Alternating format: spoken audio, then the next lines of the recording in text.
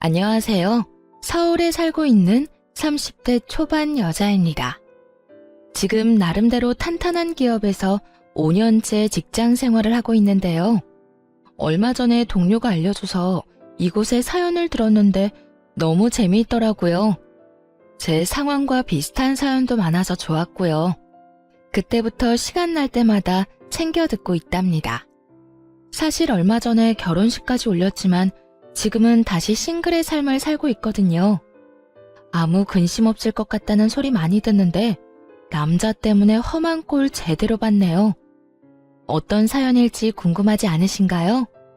혹시 지인이 알아볼까봐 좀 부끄럽기도 한데 용기 내서 한번 털어놔 볼게요. 태어났을 때부터 쭉 한 동네에서 살았어요.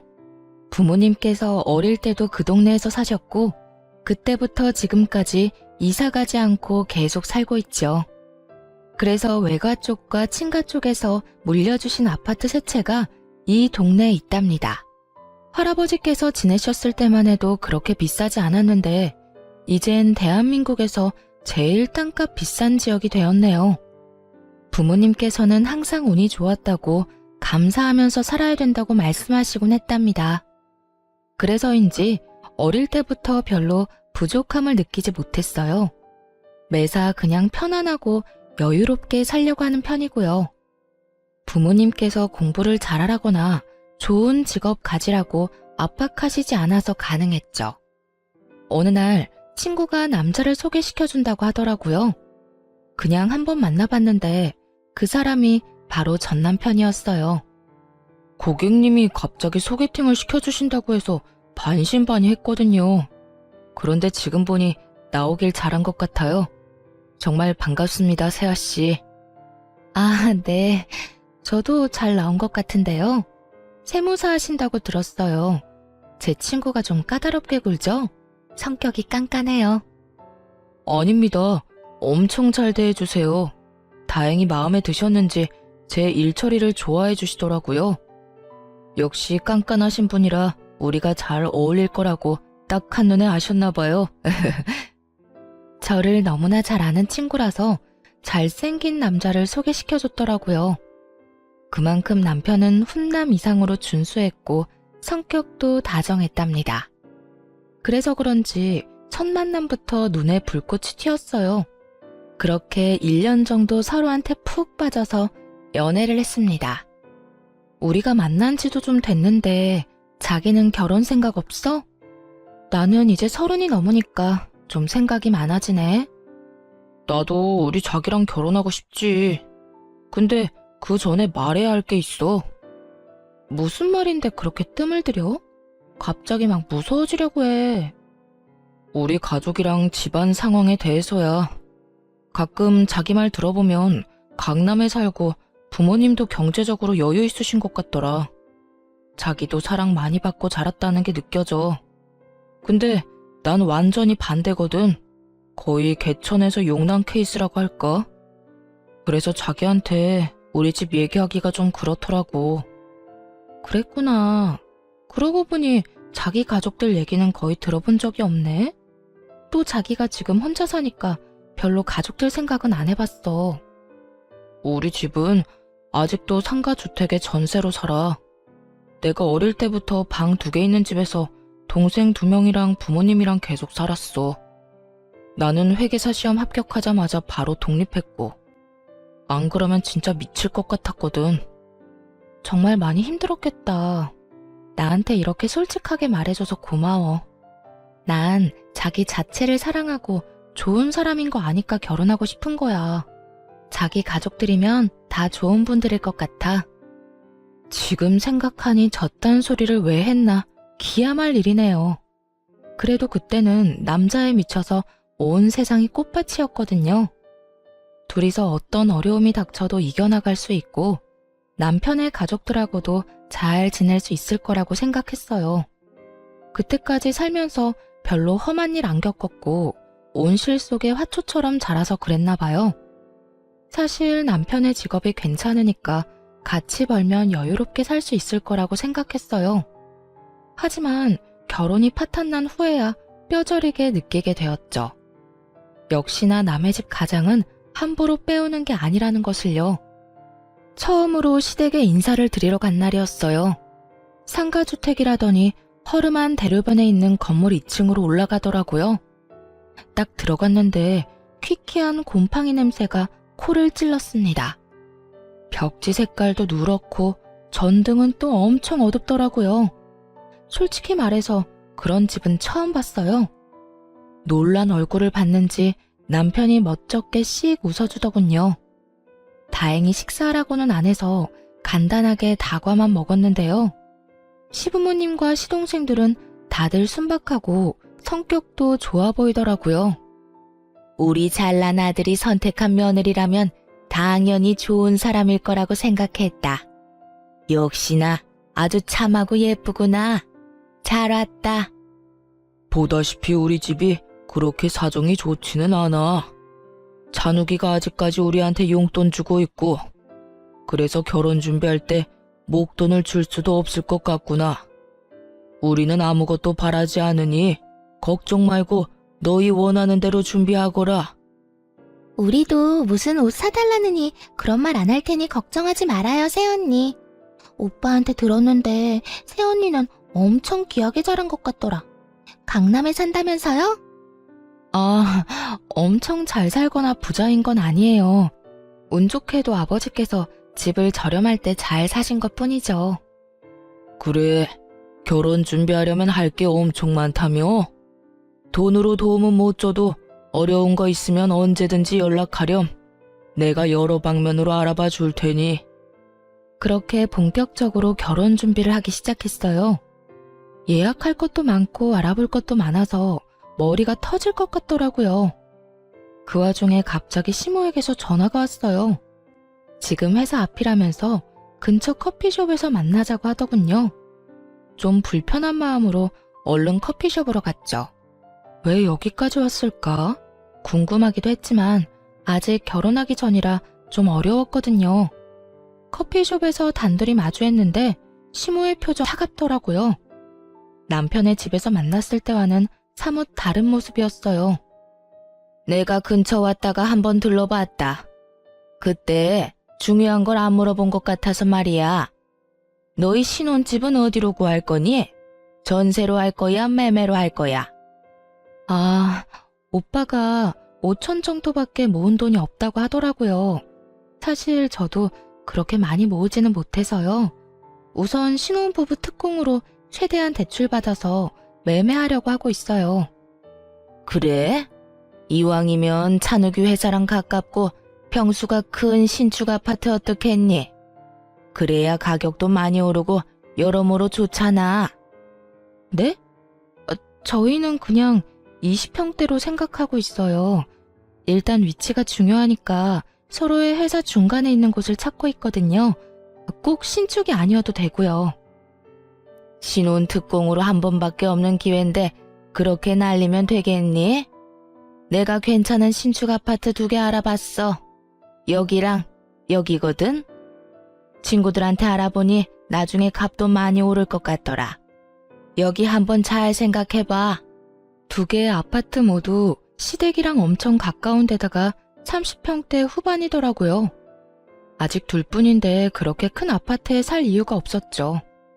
또 제 회사랑은 완전히 반대편에 있는데 거기에 살고 싶겠어요? 무엇보다 시댁이랑 가깝다는 점 때문에 제일 거부감이 생기더라고요. 그래서 그냥 일단 둘러댔죠. 우선은 오빠랑 말을 해볼게요.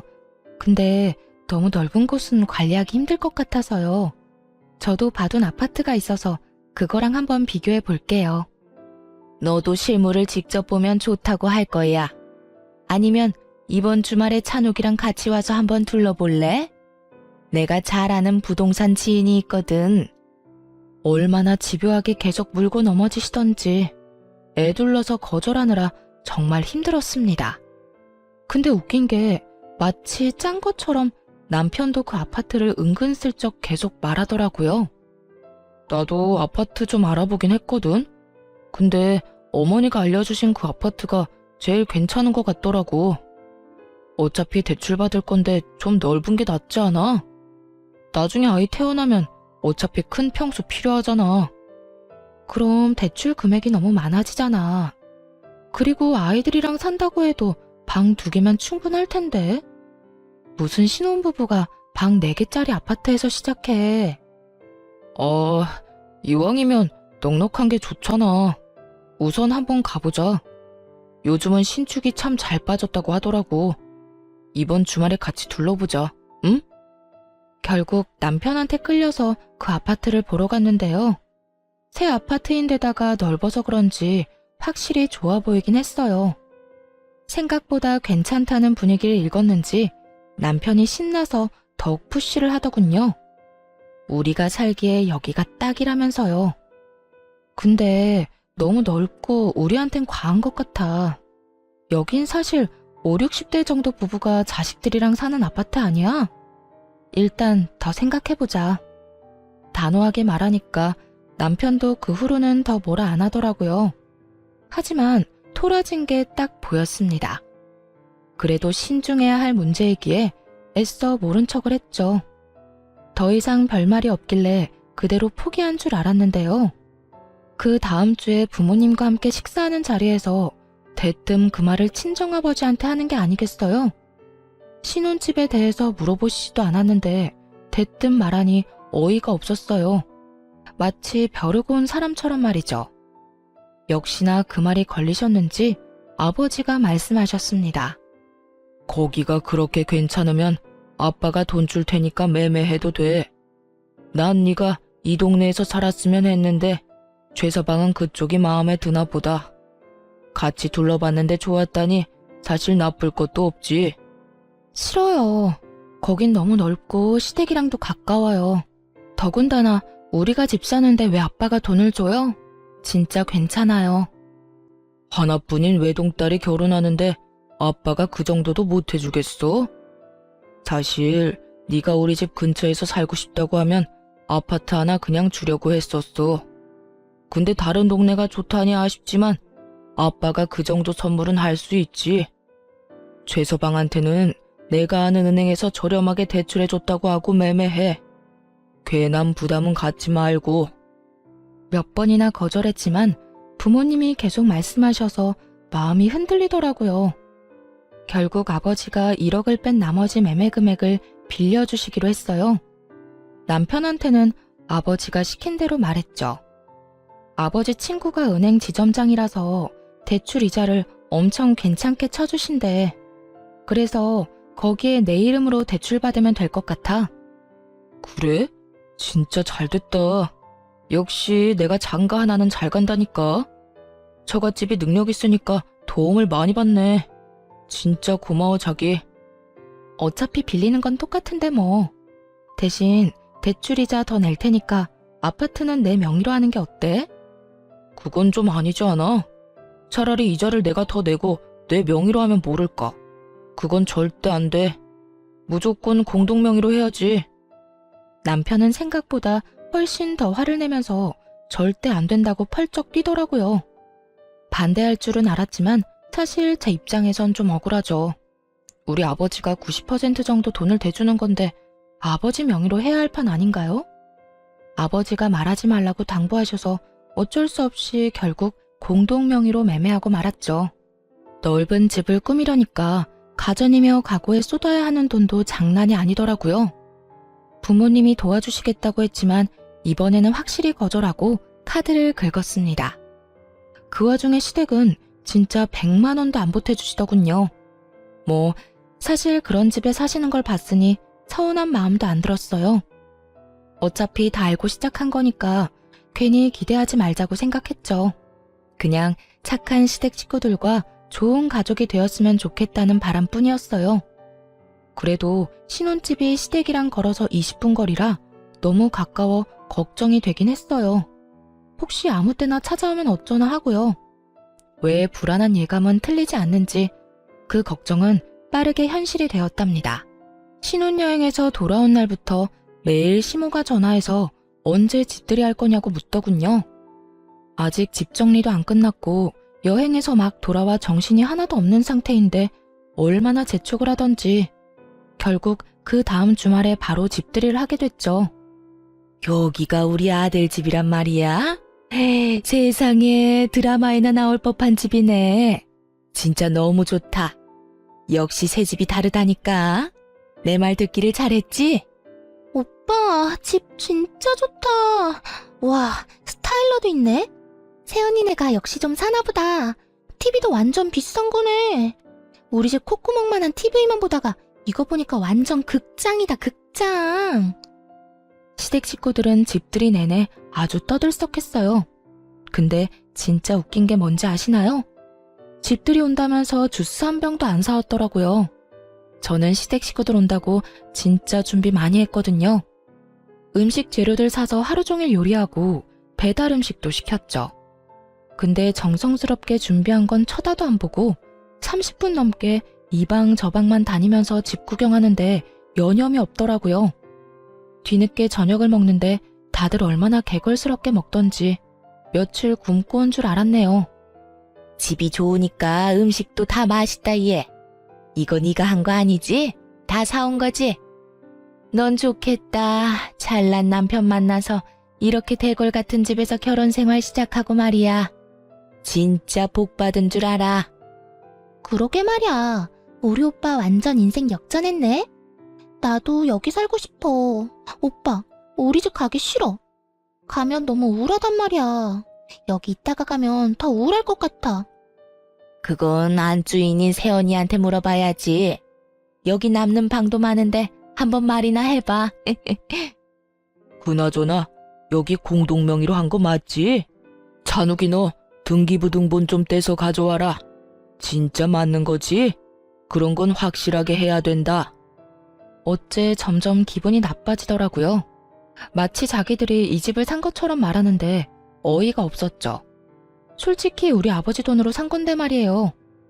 남는 방은 없을 것 같은데 어쩌죠? 하나는 미리 아이방으로 만들 거고 하나는 제 작업실로 만들려고요. 제가 좀 일할 게 있어서요. 그리고 신혼집인데 여기서 살고 싶다고 말하는 건 좀 아닌 것 같아요. 어머, 언니. 장난 좀 친 거 가지고 왜 그렇게 정색해요? 집이 너무 좋아서 부러워서 그랬죠. 언니 착한 줄 알았더니 지금 보니까 성질 있다. 그래 자기야. 식구들이 우리 좋아 보인다고 장난치는 건데 왜 갑자기 정색을 해? 없는 소리 한 것도 아니고. 자, 아버지 술 좀 더 드릴까요? 순식간에 편먹고 이상한 사람 취급하는데 진짜 황당했습니다. 하지만 분위기에 휩쓸려서 가만히 있을 수밖에 없었어요. 집들이는 저녁 6시부터 무려 밤 12시까지 이어졌어요. 몇 시간 동안이나 자기네끼리 웃고 떠드는데 옆에만 있어도 너무 피곤하더라고요. 너무 쉬고 싶어서 빨리 갔으면 싶은데 아니 새벽 1시가 돼도 안 가는 거예요. 시간이 너무 늦었는데 집에 안 가보셔도 돼요? 아침부터 짐 정리하고 음식하느라 너무 피곤해서요. 피곤하면 안에 들어가서 자면 되지. 우리 그렇게 꽉 막힌 시부모 아니야. 얘기 좀 더 하고 들어가 잘 테니까 넌 먼저 자렴. 네? 여기서 주무신다고요? 이불도 없고 베개도 없어서 불편하실 텐데요. 그리고 제가 너무 불편해서 안 돼요. 그냥 지금 가시는 건 어떠세요? 아, 자기야. 이 새벽에 위험한데 어떻게 집에 가시라고 그래. 어차피 내일 일도 안 하는데 어때? 주무시고 가세요. 너네도 자고 가. 편하게 해, 편하게. 이제 우리 가족이잖아.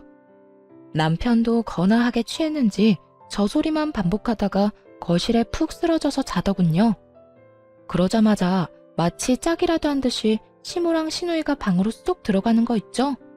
시부랑 시동생도 다른 방으로 쏙 들어가 버렸고요. 아까까지만 해도 취해서 미적미적 대더니만 방으로 갈 때는 얼마나 민첩하던지요. 아주 첩보작전이라도 짜고 왔는 줄 알았네요. 뭐 사실 자기들끼리 다 계획 짜고 온 거였겠죠.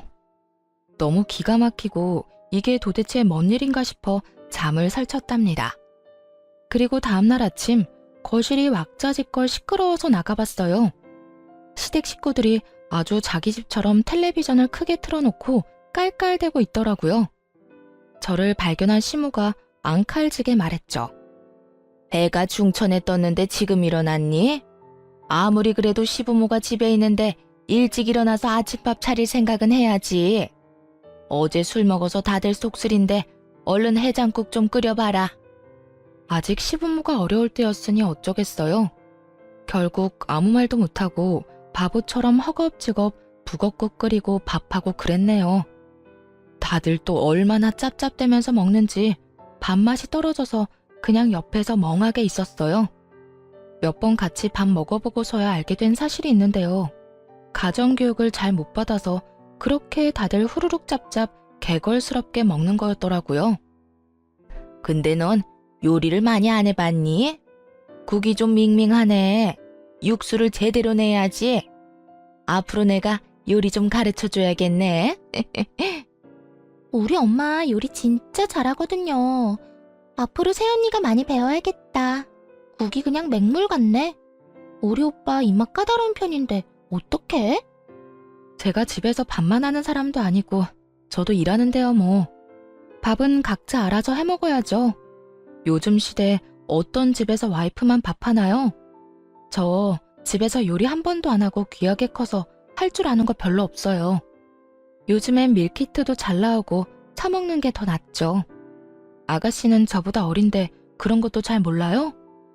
아무리 그래도 남편한테 밥은 해줘야 하는 거 아니에요? 난 남편이 이렇게 좋은 집에 살게 해주면 매일 십첩반상 차려주겠네. 노골적으로 불편하다는 표정을 지으니 그제야 겨우 시댁 식구들이 돌아갔어요. 그들이 나가자마자 남편한테 화를 냈죠. 아니, 신혼집에 토요일 저녁에 와서 일요일 밤에 가는 게 정상이야? 나 너무 피곤해. 주말에 하나도 못 쉬고 당신 가족들 수발이나 들고. 이게 뭐야? 이제 우리 한 가족이야. 아니, 가족이 우리 집에 와 있는 게 도대체 뭐가 이상하다는 건지. 난 당신이 더 이해가 안 돼. 이렇게 정없는 사람인 줄 몰랐네. 오히려 저를 정없고 이상한 사람이라고 몰아가는 남편의 모습에 실망스럽더라고요. 그래도 신혼이니까 괜한 다툼 안 만들고 이해하려 노력했답니다. 근데 얼마 지나지 않아 또 일이 터졌죠. 퇴근하고 집에 왔는데 문 앞에서부터 여자 웃음소리가 크게 들리더라고요.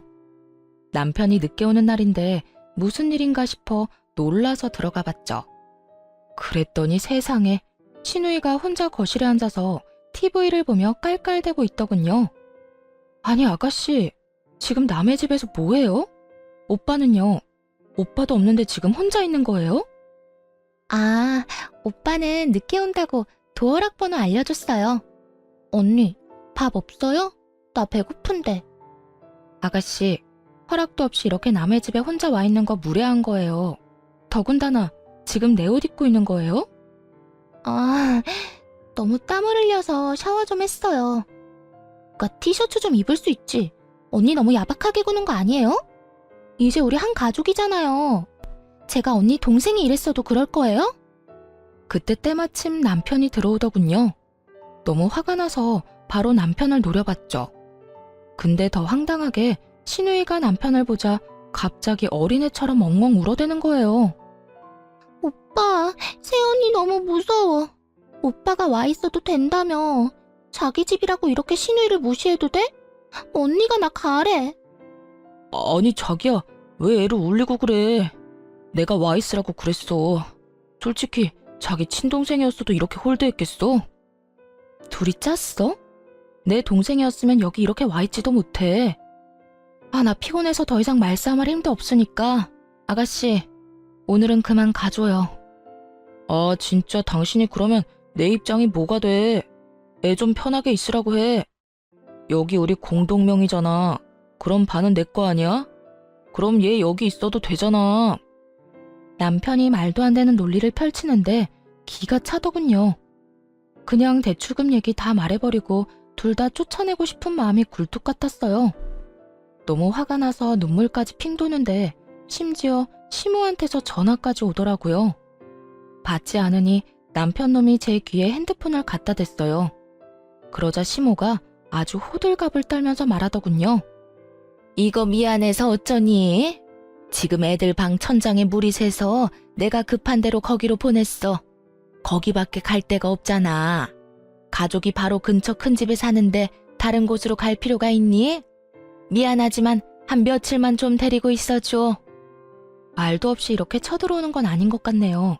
이미 밤이 늦었으니까 아가씨는 오늘 재우고 내일 내보낼게요.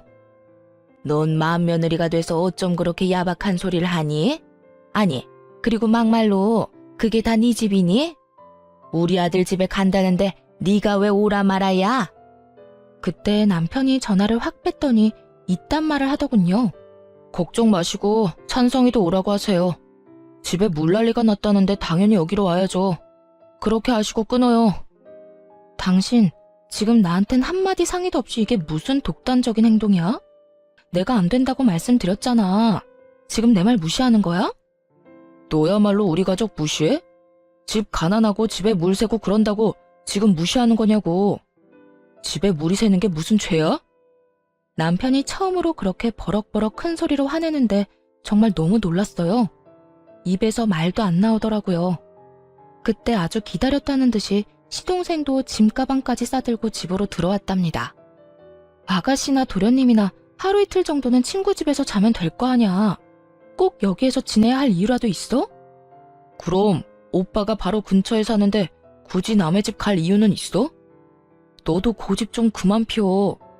밤이 늦었으니까 일단 애들 먼저 재우고, 야, 너는 저 방 쓰고 넌 저 방 쓰면 돼.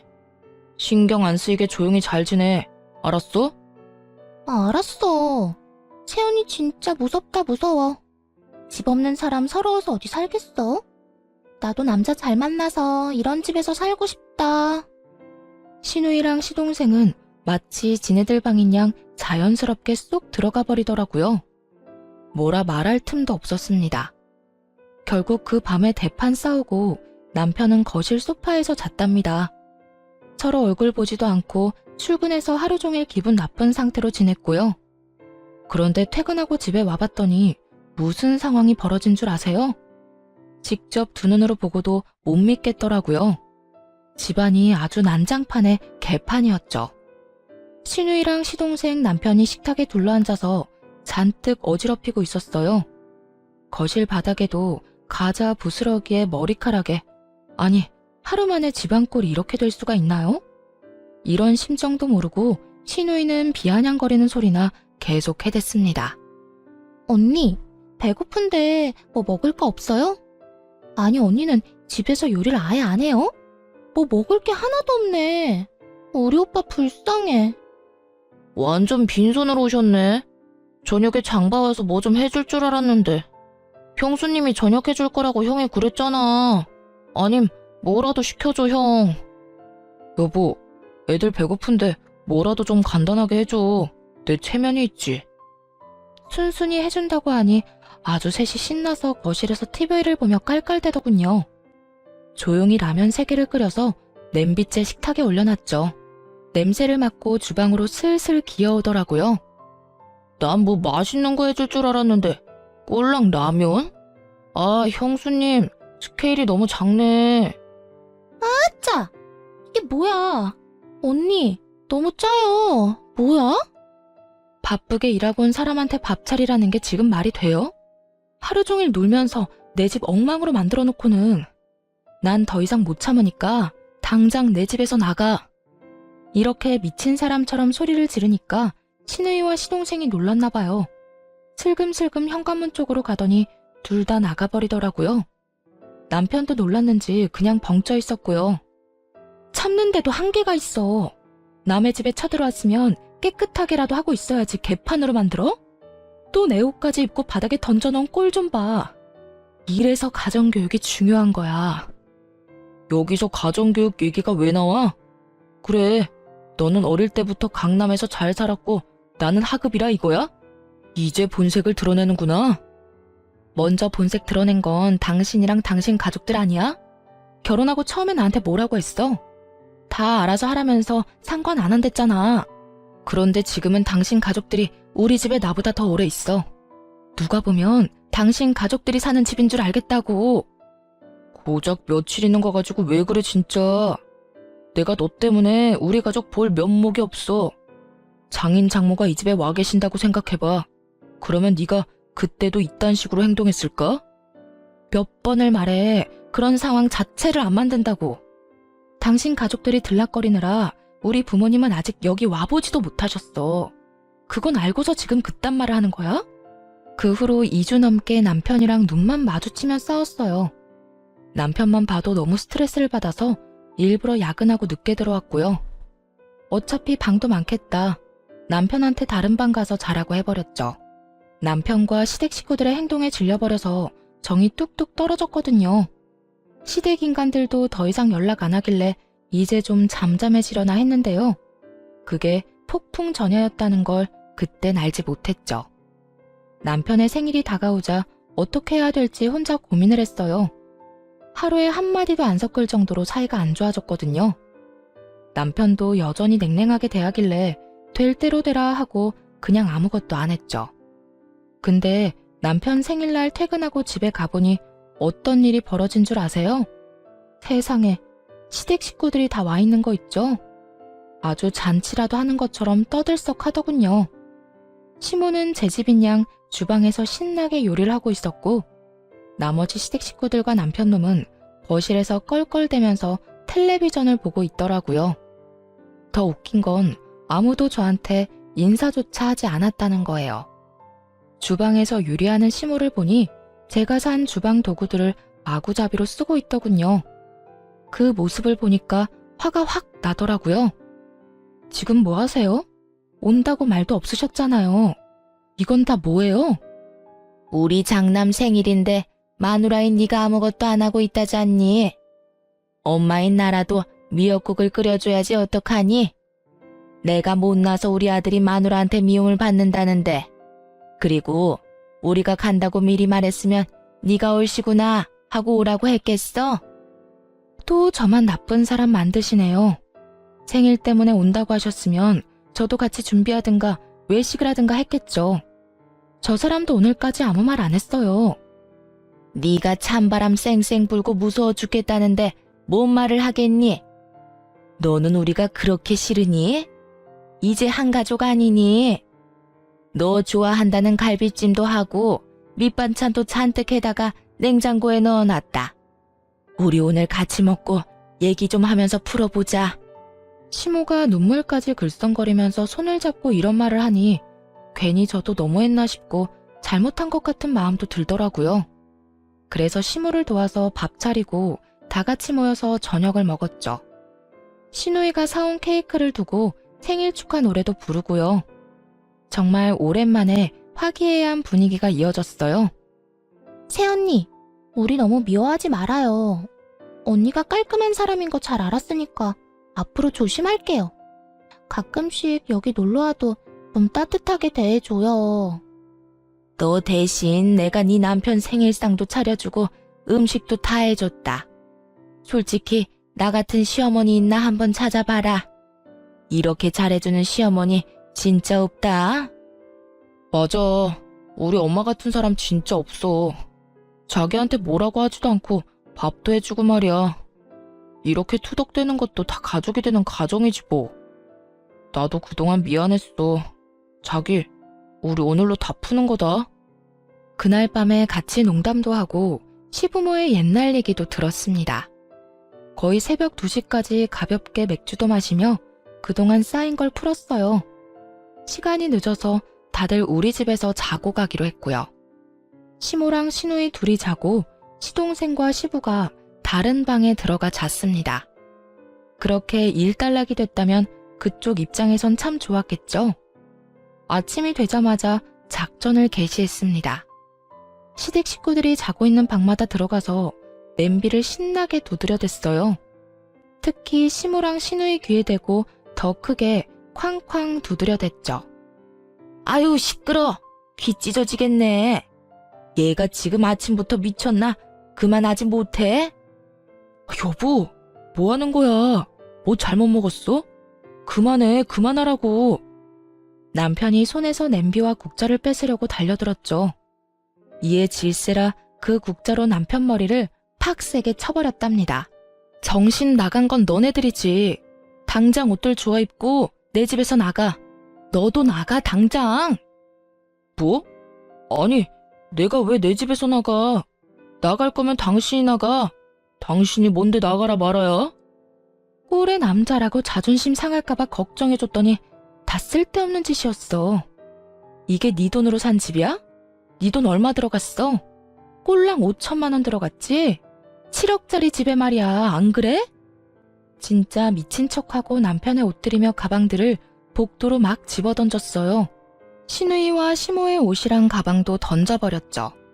그러자 남편 놈이 저를 현관문으로 확 밀어버리더군요. 그대로 현관에 고꾸라져서 엎어진 꼴이 되었죠.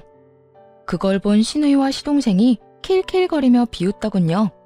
언니, 어제 술 잘 먹고 갑자기 머리 이상해졌나봐. 진짜 웃긴다. 완전 코미디가 따로 없네. 그 꼴을 보니 더 열받아서 벌떡 일어나 남편의 뺨을 사정없이 갈겨버렸어요.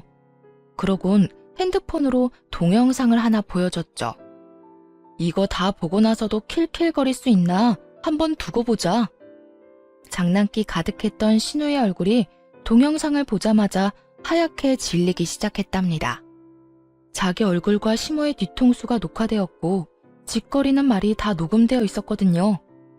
어젯밤에 시댁 인간들이 다 자러 들어가고 난 뒤였어요. 오랜만에 방에서 화기애애한 분위기로 얘기한 후 남편은 금세 골아떨어졌죠. 저는 맥주 2잔밖에 안 마셔서 그런지 취하지도 않았고 눈이 말똥말똥 하더라고요. 그래서 혼자 TV나 볼까 하고 거실로 조용히 나갔어요. 근데 시모랑 신우이가 들어간 방 쪽에서 빛이 새어나오고 말소리도 들리더군요. 살짝 그쪽으로 가봤죠. 그런데 그 순간 신우이의 말이 귀를 확 잡아당겼어요. 새언니 진짜 단순해. 그치? 좀 비 맞춰줬다고 또 바로 풀리네. 내가 좀 어리숙해 보인다고 했잖아. 여유 있는 집에서 자라서 그런지 애가 의심도 없고 똑똑한 척 해대도 애가 허당이야. 그러니까 이 아파트도 산 거 아니야. 그러게 말이야. 한 달은 계속 밀어붙여야 될 줄 알았는데 여기 사라고 몇 번 말하니까 또 바로 그러자고 하는데 웃기더라. 그 큰돈 대출도 지 아빠 도움받아서 이자 싸게 잘 받았다며? 그래, 우리 찬욱이가 아주 제대로 물었어. 이제 여기로 이사 올 날도 얼마 안 남았다. 맞아.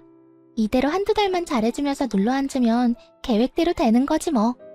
오빠 하나 잘 둬서 드디어 우리도 이런 큰 집에 살아본다. 너무 좋아. 지가 아무리 싫다고 해봤자 어쩔 수 없어.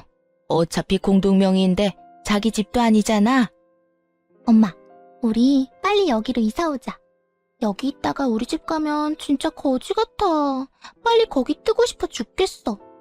그때 물 샌다고 거짓말하고 일주일은 눌러앉아 있으려고 했는데 혜언니가 얼마나 지랄하던지 좀 놀라긴 했어. 아, 좀만 더 기다려. 차근차근히 해야지. 욕심난다고 확 지르면 다 어그러지는 법이야. 엄마만 믿고 있어. 여기서 떵떵거리면서 살 날 얼마 안 남았어. 시모와 신우의 대화가 심상치 않아 바로 동영상을 찍어놨답니다. 계속 엿듣는데 너무 충격적이고 속았다는 사실에 화가 나서 몸이 떨리더라고요. 아침까지 잠 한숨 못 자고 이를 부득부득 깔면서 궁리를 했죠. 이것들을 대체 어떻게 해야 할까? 동영상을 본 시모와 신우이는 백지장처럼 하얘진 얼굴로 저를 봤습니다.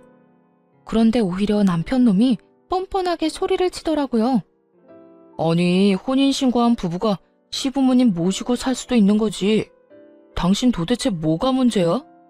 우리가 결혼하기 전에 시부모님이랑 절대 같이 살면 안 된다고 약속이라도 했어. 뭐라고? 터진 입이라고 뻔뻔한 말이 잘도 나오네. 넌 결혼 전부터 작정하고 너네 식구들이랑 나를 속였어. 이거 사기죄야. 알아? 사기죄 좋아하네. 네가 법을 잘 알아? 너보단 내가 더 잘 알겠다. 아니, 그리고 지금이 아니더라도 양가 부모님 더 나이 드셔서 아프시면 어쩔 건데? 그땐 당연히 우리가 모셔야 하는 거 아니야? 그러기 전에 좀 미리 같이 살면 안 돼? 오히려 당신한테도 좋을걸? 우리 엄마가 대신 애도 봐주고 집안일도 해주면 얼마나 좋아. 아, 그래. 세아가 같이 살면 살림도 해주고 우리 손주도 내가 다 봐주마. 오히려 네가 더 좋은 거지. 손해볼 게 있니? 그럼 이건 어때? 우리 가족들이랑 같이 사는 대신 내가 대출이자 다 부담할게. 아, 그래? 그럼 지금 대출이자 몇 프로인 줄 알아? 한 달에 얼마 내는지 아냐고. 왜 대답을 못해? 말해봐. 그거야. 생활비 통장으로 당신이 알아서 대출이자 내니까 난 모르지. 전기세 몇천 원 더 나왔다고 아끼자던 인간이 대출이자는 왜 모를까? 내가 진짜 이런 말은 상스러워서 안 하려고 했는데 참을 수가 없다. 너 없이 산 거 티내니? 그냥 가만히만 있었어도 네 수준에선 꿈도 못 꿀 거 충분히 얻었을 거야. 왜 그 가짜는 머리를 굴려서 이런 사달을 만들어?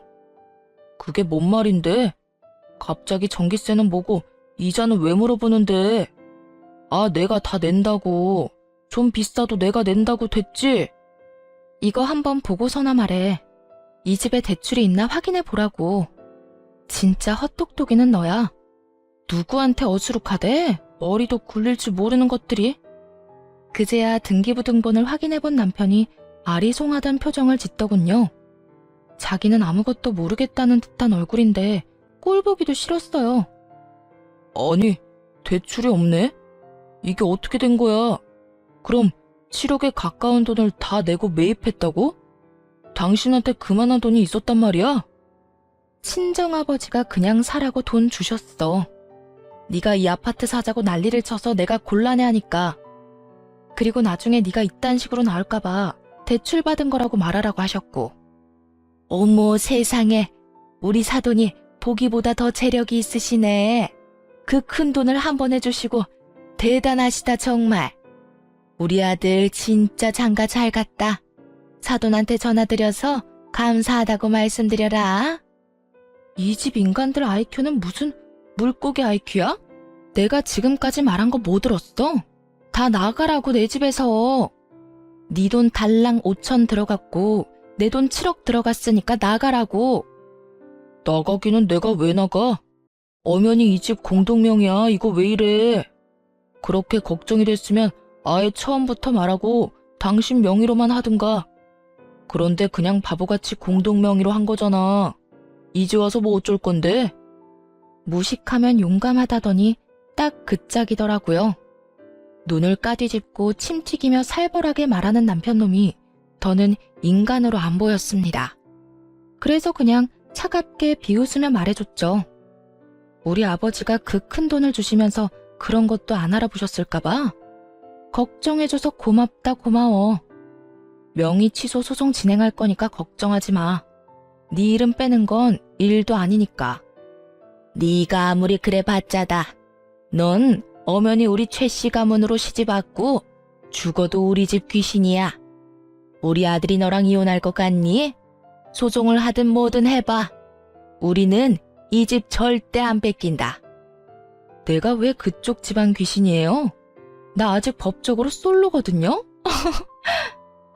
시모가 말하는 꼴이 너무 웃겨서 마구 웃음까지 나오더라고요. 뭐야? 오빠 혼인신고 안 했어? 우리가 혼인신고 결혼식 전에 꼭 하라고 했잖아. 혼인신고 했는데? 우리 그날 같이 가서 했잖아. 아니야? 아, 그래? 기억이 잘 안 나나 보네. 같이 하려고 만났는데 네가 회사에 일이 있다고 갑자기 갔잖아. 그래서 나 혼자 하고 간다고 했었지 아마? 그래. 근데 그날 안 했다는 말이야? 야, 너 그거 사기야. 사기 같은 소리 하네. 너네가 나한테 한 짓이 사기지 이 사기꾼들아. 이제 다 알았으면 당장 내 집에서 꺼져. 혼인신고 혼자 하려고 했던 그날 친구한테 전화가 와서 잠깐 통화를 했었어요. 친구가 요즘은 좀 살아보고 늦게 신고한다면서 나중에 하라고 하더라고요. 안 그래도 그때 하도 아파트 때문에 속이 시끄러웠거든요. 이 사람과 결혼해도 되는지 고민을 많이 했고요. 그래서 일단 그날 안 하고 돌아섰다가 결혼식 준비로 계속 미루게 됐던 거죠. 그러다 시댁 인간들을 보고는 혼인신고하면 안 되겠다는 확신이 들었던 거고요. 계획이 완전 망했다는 걸 깨달은 시댁 인간들의 얼굴이 하얗게 질리더군요. 이렇게 했는데도 순순히 나가지 않을 것 같아서 바로 경찰을 불렀어요. 경찰 얘기가 나오자 겁을 집어먹었는지 허둥지둥거리기 시작했고요. 20분쯤 지났을까 경찰이 오니까 그제야 그들은 조용히 아파트를 나갔습니다. 그게 지긋지긋한 그 시댁 식구들의 마지막이었어요. 그렇게 다시 친정집으로 돌아왔습니다. 모든 이야기를 들은 아버지가 바로 명의 취하 소송을 시작하셨죠. 당연히 제가 승소했고 아파트는 제 명의로 변경되었고요. 그 와중에 전 남편 놈이 전화에 대고 메시지까지 보내대서 얼마나 지겨웠는지 몰라요. 눈앞에서 7억짜리 집이 날아갔는데 진짜 죽을 맛이었겠죠. 그러게 왜 부리지 말아야 할 욕심을 부렸을까요? 한 번은 어떤 일이 있었는지 아시나요? 전 남편 놈이 택배 기사라고 속이고 우리 집까지 와서 배를 눌렀더라고요. 택배라고 해서 무심코 나갔다가 전 시모랑 둘이 서 있는 걸 보고 얼마나 놀랐던지요. 전 시모는 저를 보자마자 울먹이면서 무릎을 꿇고 빌기 시작했답니다. 새아가, 다 내 잘못이고 내 탓이다. 나이가 70이 다 돼가는데 여태껏 구질구질하게만 살아서 눈이 돌았나 보다. 아파트 한번 못 살아본 게 너무 아쉬워서 말이야. 아들만 다시 받아준다면 우리는 네 앞에 절대 나타나지 않고 조용히 살게. 제발 우리 아들 좀 용서해주면 안 되겠니? 자기야, 그동안 우리가 사랑했던 시간들을 생각해봐. 이렇게 끝낼 수 있어? 자기만 허락해주면 이제 가족들은 안 보고 살기로 결정했어. 그러니까 자기가 결정해주면 돼. 부모님 안 보고 살겠다고 결심하는 게 쉬운 건 아니잖아. 지금 아무 사이도 아닌데 뭔 결정을 해? 이제 너랑 길에서 마주치지도 않을 거니까 내 눈앞에서 사라져. 네가 그렇게 사랑하는 네 가족들이랑 행복하게 살라고. 내가 너한테 부모 만나지 말라고 한마디라도 했니? 누구한테 뭔 말도 안 되는 덤터기를 씌워. 당장 꺼져. 막말로 당신 집에는 돈 많잖아. 그냥 그 집에서 같이 오손도손 살면 됐을걸. 이게 뭐야? 내가 당신 입장이었다면 장인 장모 모시고 살았을 거야. 그렇게 네 부모님이 애틋하고 안타까우면 네 돈으로 효도해. 남의 돈 가로채서 대리 효도할 생각 말고. 우리 아버지도 돈 힘들게 모아서 보태주신 거야. 그 돈은 뭐 하늘에서 떨어졌어? 너 같은 인간이랑은 다시 말하기도 싫으니까 눈앞에 나타나지 마. 또 오면 바로 스토킹으로 고소할 거야. 알았어? 그렇게 현관문을 쾅 닫아버리고 들어왔죠. 고소한다니까 무서웠는지 전 남편 놈은 지 엄마랑 얼른 달아나듯이 가버리더라고요. 그게 그놈의 마지막이었답니다. 그 이후 그 아파트는 꼴 보기도 싫어서 바로 팔아버렸어요. 운 좋게도 집값이 조금 올랐더라고요. 차액은 아버지께 바로 다 드렸고요. 전 남편 놈이 친정까지 찾아오면 부모님께 죄송하니까 지금은 독립해서 살고 있어요. 일이 이렇게 되니 주변 사람들 보기에도 창피하고 스스로도 자괴감이 들더라고요. 결혼식도 비싼 데서 하고 드레스도 사면서 떠들썩하게 결혼했는데 말이에요. 6개월 정도는 너무 힘들었어요. 그래도 친한 친구들과 부모님이 제 잘못이 아닌데 왜 죄인처럼 사냐면서 당당하고 멋지게 살라고 좋은 말을 많이 해주셨어요. 그 덕분에 상처를 털고 일어나서 열심히 살아가려고 노력하고 있답니다. 새로운 직장으로 이직해서 열심히 일도 배우면서 지내고 있고요. 지금은 이혼 같지도 않은 이혼을 한 지 1년 정도 지났는데요. 남자라면 쳐다보기도 싫어서 그냥 계속 평생 혼자 살고 싶네요. 그때 뭣도 모르고 혼인신고를 바로 했더라면 지금쯤 어떻게 살았을까요? 그 집에서 시댁 인간들 온갖 수발 들고 자존심 다 깎아먹히며 살았겠죠. 여러분도 인생에서 중요한 선택을 할 때는 신중하게 하시길 바래요. 긴 이야기를 들어주셔서 감사하고 모두 건강하시기를 바라겠습니다.